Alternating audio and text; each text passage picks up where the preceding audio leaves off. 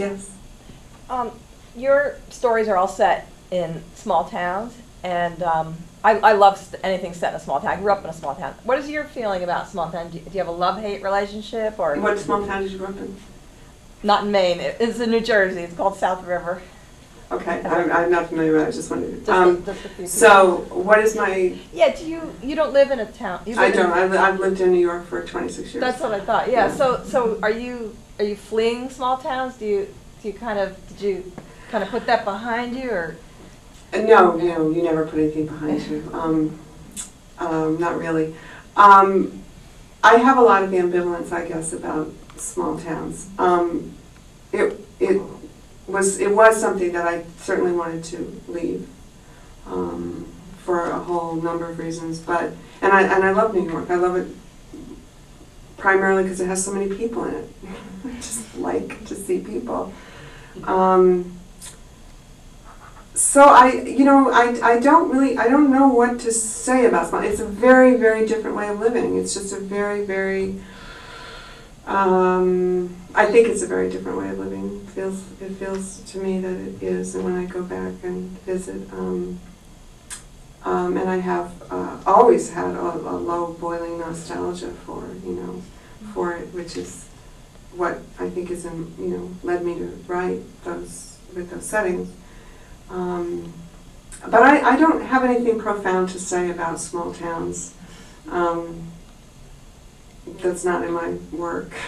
I don't know how to sum it up. But then that New England small town is sort of what really worked is so beautiful in Olive is because there's so much there and what's not said. Because that growing up in New England in a small town, it's nobody's business. I mean, you grow up with that feeling that it's nobody's business. So that, I mean, that. I don't think, I guess as a New Englander, I can't see Olive any other place because it just,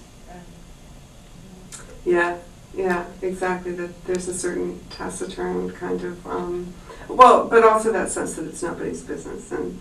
And it's been interesting. I'm sure it's interesting for anybody who, leaves their town and you go back, or you get, become friends as an adult with other people that lived in that town, and you realize all the things that were going on, because all of a sudden the people are spilling their secrets, or some, if they've left, not the ones who've stayed.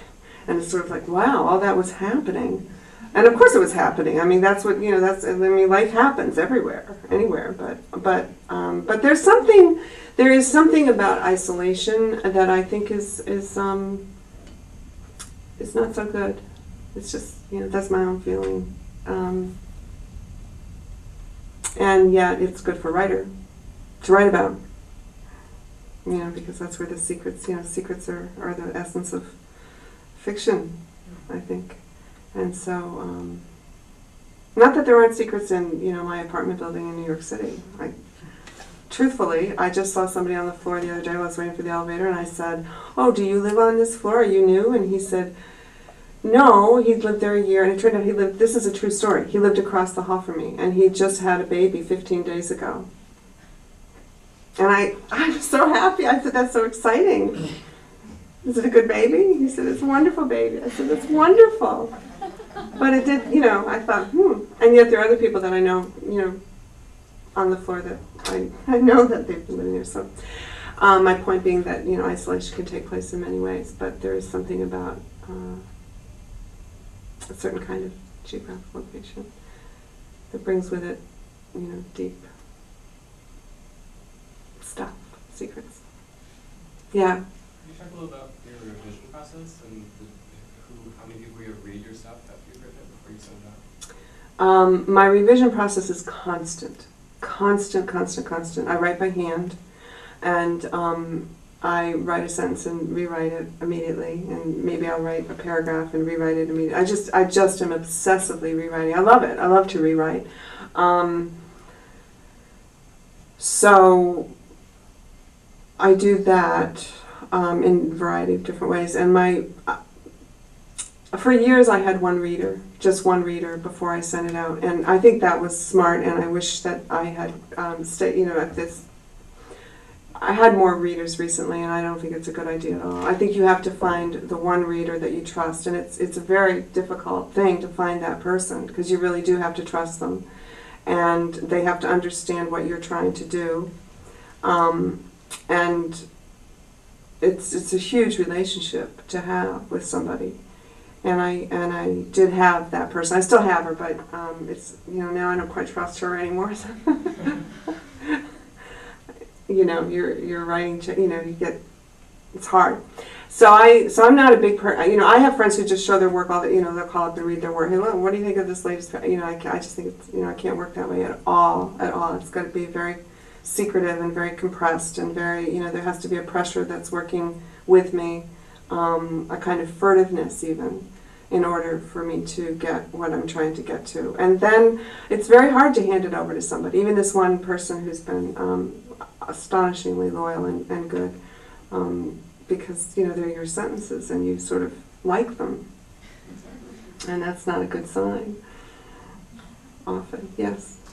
I read someplace you sold Olive when it was only a third done, both your editor and to a publisher and your agent. How much input did the agent and editor have in the book? None. For a variety of reasons. I did, you're right, I did sell that, about a third done, put some of the stories together, and they liked it and they bought it, and then I wrote it. Not quite like that, but many unhealthy months, years later, I turned it in. And my editor at the time, Daniel Menaker, was really on his way out of Random House about the time I was turning that book in. So it kind of was on its own. But, I'm so obsessive about rewriting. I'm so obsessive that every word was what I wanted. And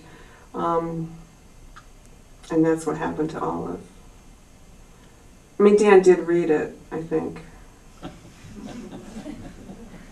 I know he did. He made one suggestion, but it might have been earlier, this Incoming Tide, where the young fellows come up to think about committing suicide. Dan said to me, you don't have to put that, you don't have to keep that a surprise. The reader can know earlier on. And that was very helpful, But that's the only memory I have of any input into the book. Which was, it's lucky. I don't like, I don't like to be messed with. I really don't. So that was, lucky for me, because, yeah. Can you just describe, your daily writing practice? Where do you do it, et cetera, et cetera? I'm a very messy person, and I like mess. I'm not an organized person, and I don't like to be organized, and my mind is not organized. And it's just how I am, and I have understood that for a long, long time. And so that's how I work. I just work, like I said, with this sort of blind sense of my hand in this box, and I just, I don't really know. But I mean, of course I do know. I know that you have to sit down and make this something that's finally acceptable to a reader. But so the point is, I don't have a study. I don't want to study. People are always like, "Oh, don't you want to rent a studio?" And I think, no. I mean, the pressure of going into some room and saying, "Oh, now I have to work." I just, I couldn't stand it. So I have always written, at like the kitchen table, or I used to write in the subway. I used to write. I'll go to a library sometimes just to get myself out of the way of interrupting myself. But I will write almost anywhere. But then there always comes that particular point in the revising process where you really, there's so many different ways that you have work days. And there will come that time where it's just the concentration has to be long and pure and not just the sporadic things. So there, depending on what phase I'm going through, I might go to a library for a morning. But then, I get so hungry and, I just really like to putz around and just literally kind of walk on the pages sometimes, or come across them by surprise and think, oh, look, that's a good sentence. That happens to me a lot. Not so much recently, but it used to. But it's also, I lose things. There are pieces of Olive stories that I come across and I think, oh, that's too bad. But it may not be too bad. I don't think I'm totally out of it. I think there's something at work that what I need gets in there.